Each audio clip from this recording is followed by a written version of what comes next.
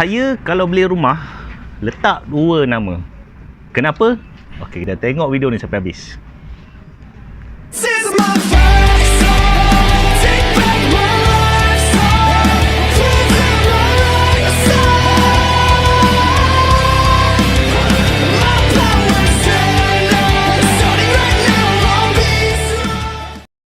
Okay, Assalamualaikum dan selamat pagi kawan-kawan. Hari ni abang ada dekat office, so baru lepas meeting dengan kawan-kawan agensi. Okay, hari ni abang dapat idea nak share pasal apa bahayanya kalau beli rumah letak dua nama. Boleh, dan ini yang biasa kita buat, tapi bahaya. Kenapa? Okay, abang sharekan bila kita beli rumah letak dua nama, sebenarnya dia menjadi bahaya kalau berlaku apa-apa kepada salah satu daripada nama tadi. Okey. Abang cakap, biasa kita beli rumah, kita akan ambil sekali insurans rumah ataupun biasa kita panggil sebagai MRTA. First of all, kita kena faham insurans rumah ni apa yang dia cover sebenarnya dan macam mana function dia. Okey. Mungkin ramai tak clear. Mungkin ramai kawan-kawan dekat luar beranggapan bila once kita dah ambil insurans rumah ni tadi, if anything happen pada salah satu nama ni tadi, automatik rumah akan jadi milik kepada seorang lagi nama. That's why kita buat dua nama kan. Biasanya macam tu, dan itu yang daripada apa yang abang share dengan kawan-kawan kat luar, ramai yang beranggapan itu yang terjadi. Tapi sebenarnya tidak. Sebenarnya apa yang berlaku adalah, katalah kita letak dua nama, dan apabila terjadi salah satu kepada satu nama tadi, katakan meninggal dunia, sebenarnya nama yang seorang lagi, dia kena langsaikan baki pinjaman untuk dia punya part, baru dia boleh tuntut rumah tu.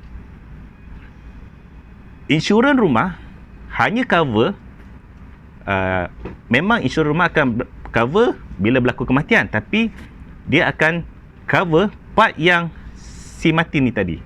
Katakan saya bagi contoh, yang meninggal adalah si suami. Jadi insurans rumah yang kita ambil tu, dia akan cover baki loan untuk bahagian suami sahaja. Bahagian isteri sebenarnya dia tak cover, dan isteri kena langsaikan semua baki pinjaman untuk dia punya bahagian. Okey, itu satu masalah. Satu lagi masalah, bila berlaku kematian kepada salah satu nama, katakan si suami tadi, jadi sebenarnya bahagian suami sebenarnya dah jadi harta pusaka. Bila dah jadi harta pusaka, maka dia kena bahagikan secara faraid. Okey, kalau berlaku kematian kepada suami, siapa dia punya waris faraid? Okey, yang ni kita kena tahu. First, anak lelaki, anak perempuan, isteri, mak dan ayah.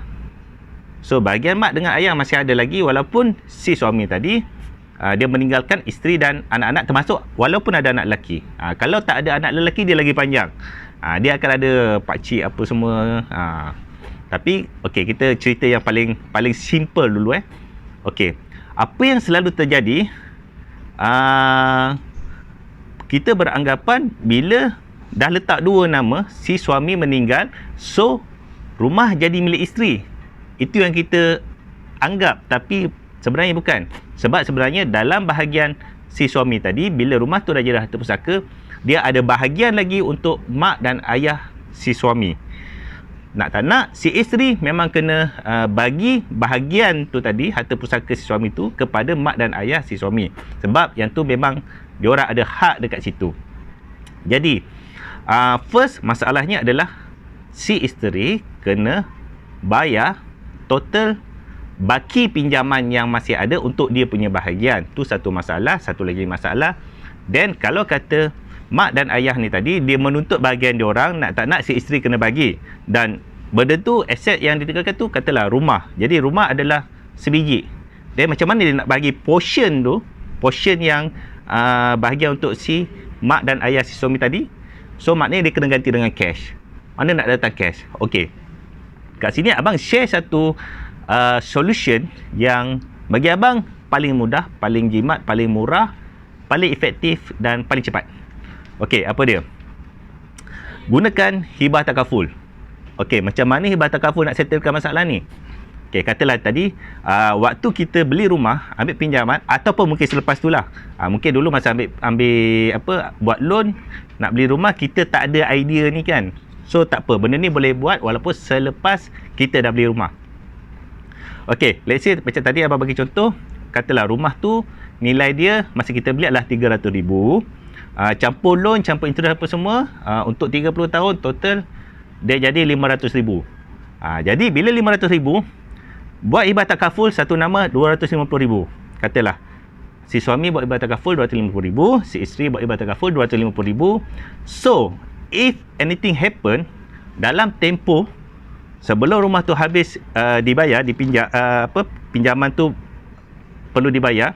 So if anything happen, si suami dah ada backup 250,000, si isteri dah ada backup 250,000. Jadi kalau berlaku kematian kepada salah satu nama ni tadi, pasangannya seorang lagi, dia dah ada fund yang cukup untuk langsaikan baki pinjaman dia punya part, dan dia ada portion yang cukup untuk bayar bahagian kepada penerima faraid yang lain. Sebab rumah kalau berlaku kematian dia akan jadi harta pusaka. So dia adalah aset yang boleh dituntut oleh waris-waris faraid. Okey. So dekat situ semoga apa yang abang share ni dapat bagi idea dekat kawan-kawan. Sebab benda ni bukan setakat untuk kita just dengar je. Benda ni sebab rumah kebanyakan orang memang ada beli rumah. Kita rata-rata kalau dah berkahwin, dah berkeluarga, biasanya kita akan beli rumah. Jadi benda ni dialami oleh ramai orang kat luar sana. Masalahnya ramai yang tak sedar atau tak faham sebenarnya benda ni apa akibatnya, apa yang terjadi kalau berlaku kematian pada salah seorang.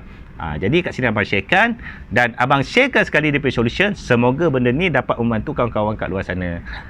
Okey, so itu saja untuk abang hari ni.